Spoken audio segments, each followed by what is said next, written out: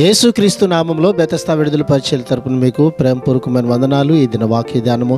తండ్రి తన కుమారుల ఎడల జాలిపడినట్లు యెహోవా తన యందు భయభక్తులు గల వారి ఎడల జాలిపడును. కీర్తనల గ్రంథం 103వ అధ్యాయం 13వ వచనం. బైబిల్లోని పాత నిబంధనలోనైతే దేవుడు తండ్రి అనే సత్యాలు కొద్దిగా కనిపిస్తాయి, కానీ క్రొత్త నిబంధనలోనైతే సంపూర్ణముగా శోభాయనమానంగా వెల్లడి అయ్యింది. తండ్రులందరిలోనూ ఉండవలసిన స్వభావము దేవునిలో ఉంది.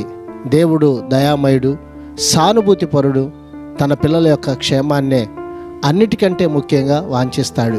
దానికోసం తన పనిని నిత్యము కూడా కొనసాగిస్తూనే ఉంటాడు. ప్రార్థన.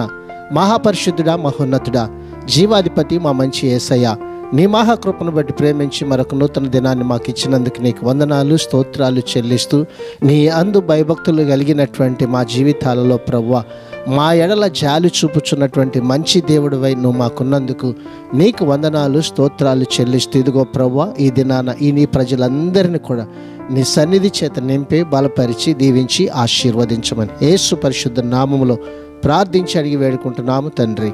ఆమెన్.